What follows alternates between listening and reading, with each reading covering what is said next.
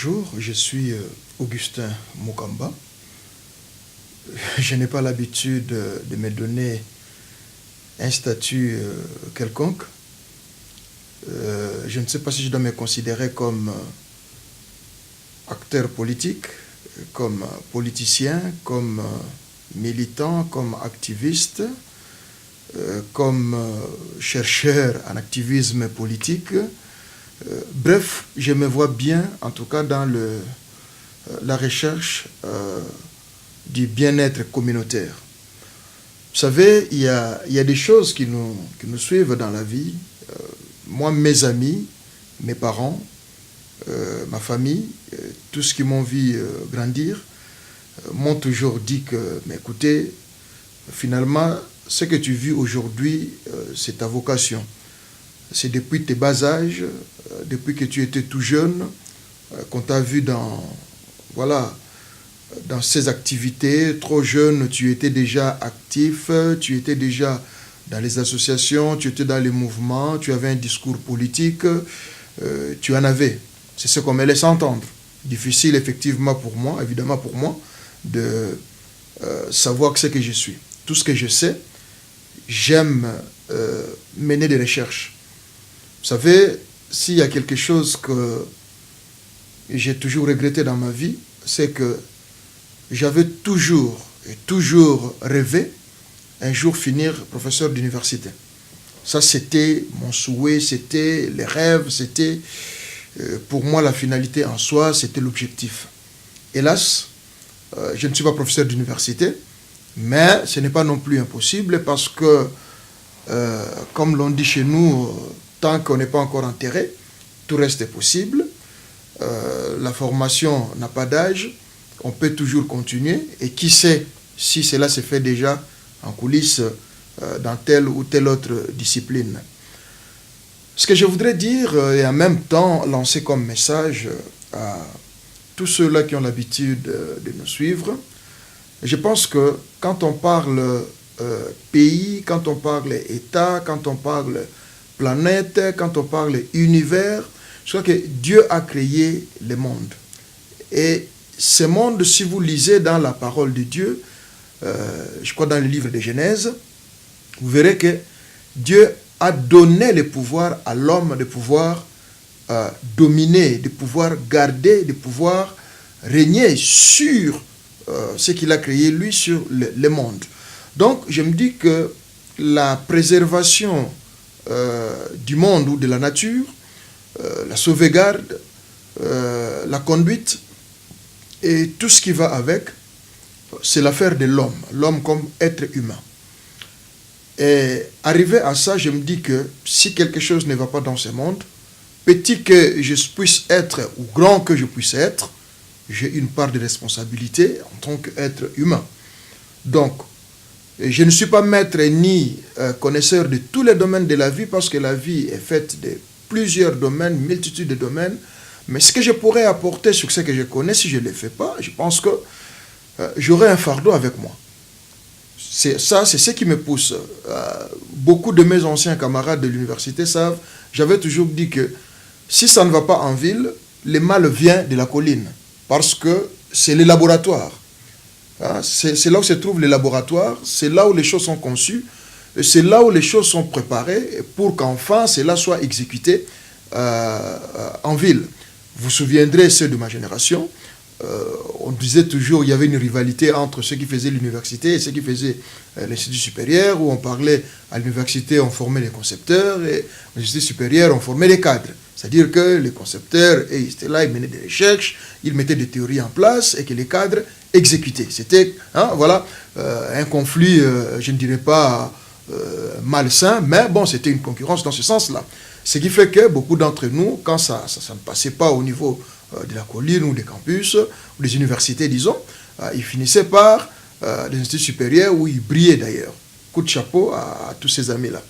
Bref, ce que je voudrais dire, la question que vous m'avez posée tout à l'heure là en coulisses, où vous avez souhaité que je puisse répondre aux internautes et à tous ceux-là qui vont suivre, pourquoi je fais ce que je fais, qui est derrière moi, est-ce que je suis financé, est-ce qu'il y a des ambitions derrière, est-ce que les questions que vous êtes posées. Oui. Les ambitions, on ne doit pas les cacher. Si tu n'as pas d'ambition, c'est que, voilà, tu n'as pas l'essence de l'avenir, tu n'as pas l'essence de vie. Oui, il y en a. Mais il faut faire la part des choses entre ambitions. On peut avoir des ambitions, mais il faut en avoir aussi les moyens, non seulement les moyens, mais aussi les capacités de pouvoir réaliser ou vivre ses ambitions ou ses rêves. Ça, c'est une chose. Mais je me considère être encore dans une étape où je crois que je dois partager ce que je connais, le peu que je peux connaître avec les autres. Vous savez, je ne suis pas radin, je ne suis pas né égoïste, je suis de ceux-là qui savent, qui partagent, voilà. Je suis de ceux-là qui partagent. Petit que cela soit, nous devons partager. Et puis je suis de ceux-là qui trouvent la joie, le bonheur de trouver tout autour de moi les gens émerger, les gens évoluer. Simplement, je me dis que nombreux que nous soyons à être voilà, à un bon niveau, à évoluer, à émerger, moins il y aura de tracasseries, moins il y aura de difficultés, de conflits parmi nous. C'est comme ça que moi je vois les choses. Et c'est comme ça qu'en ce qui concerne l'Afrique, le monde des travailleurs, le Congo, vous me trouvez un peu dans tous ces fronts. C'est justement pour chercher ce que j'ai appelé tout à l'heure le bien-être communautaire. Je ne le fais pas par intérêt, je ne le fais pas pour mes ambitions, mais je le fais dans les soucis. C'est un rêve, je sais que c'est de l'utopie, mais j'ose quand même de trouver un équilibre, je dirais, communautaire. Je me dis que si tous, on ne sera pas au même niveau, mais si nous pouvons avoir le minimum, et si nous pouvons être bien, même à 40% ou à égalité, je pense qu'il y aura moins de conflits entre nous, je pense qu'il y aura moins de jalousie entre nous, plus loin il n'y aura pas de sorcellerie entre nous. Plutôt, voilà, on se réunira, on se mettra main dans la main pour autre chose dans l'avenir. Ça, c'est ma conception, c'est ma manière de voir les choses. Quant à l'Afrique et à mon pays, je n'ai jamais été pessimiste et je ne crois pas au pessimisme. Bien qu'on les vit, il y a des fois où on perd espoir, ainsi de suite. Mais je me dis, ça doit aller. Ça doit aller parce que quelqu'un aurait dit quelque part que il ne faut pas réinventer la roue. La roue a déjà été inventée. Mais quand vous entrez dans les milieux scientifiques, on parle de la recherche. C'est-à-dire qu'il y a quelque chose, il y a un trésor qui est caché quelque part. Vous devez à tout prix travailler pour atteindre ces trésors, pour aller les découvrir. Donc c'est un peu dans ce sens-là. Je ne suis pas le meilleur chercheur du monde. Et je ne suis pas non plus un grand parmi les grands chercheurs. La preuve, comme dans un des speeches, j'avais dit, nous avons maintenant la chance de communiquer de 1001 manières. Hein? Avant la communication, c'était par écrit, les recherches, la science, c'était tout par écrit, livre, ainsi de suite. Mais aujourd'hui, il y a de ceux-là, voilà, qui n'ont pas ce don-là d'écrire, mais qui ont une certaine connaissance, qui ont de matière grise. Ils peuvent utiliser, disons, les verbes pour pouvoir exprimer ce qu'ils sentent et que cela peut porter bonheur, peut porter solution à X ou à Y selon les cas. On ne prêche pas dans les déserts. Moi, je suis convaincu parce que j'ai des retours, des fois, ce n'est pas de tout le monde, mais j'ai certains retours sur beaucoup de choses que j'ai fait, sur beaucoup de speeches que j'ai fait, des noms, des annonces, des recherches. Il y a quand même des retours de gens qui me disent, voilà, grâce à ton conseil, nous avons pu réaliser ça. Voilà, grâce à ce que tu nous as dit, nous pensons que ça nous ouvre une boîte, une voie pour qu'on puisse, voilà, évoluer dans tel ou tel autre sens. C'est là où je trouve ma satisfaction. Donc, j'appelle aussi les gens à ne pas être égoïstes dans le monde. Vous savez, le monde aujourd'hui est fait de mille millions de problèmes. Et ces problèmes cherchent des solutions, d'où les organisations, vous entendez les Nations Unies, l'Union Européenne, l'Union Africaine, je ne sais pas moi, la communauté, telle, SADC, ainsi de suite. Toutes ces communautés, c'est juste pour faire face aux problèmes. Alors, oui, les gens réunis, l'Union fait la force, peuvent trouver des solutions, mais cela n'exclut pas aux électrons libres, aux singletons, hein, de pouvoir aussi apporter leur pierre dans l'édifice, de trouver solution. Donc, c'est vraiment ça ma motivation. J'ai toujours eu plaisir quand je fais une recherche, quand je me suis tracassé sur une chose, quand je suis devant une situation hyper difficile et que je m'y mets, je trouve quelques pistes de solutions, j'ai toujours eu plaisir à venir partager avec tous ceux-là qui nous suivent. Comme j'ai dit, aujourd'hui, la plateforme Internet, les réseaux sociaux, Facebook, YouTube, Instagram, Dailymotion, tout ce que nous connaissons, ce sont des véritables plateformes d'échange. Ça nous permet non seulement des rencontres, mais aussi des échanges qui peuvent être bénéfiques pour le monde. C'est là où nous venons aussi exposer nos connaissances, ainsi de suite.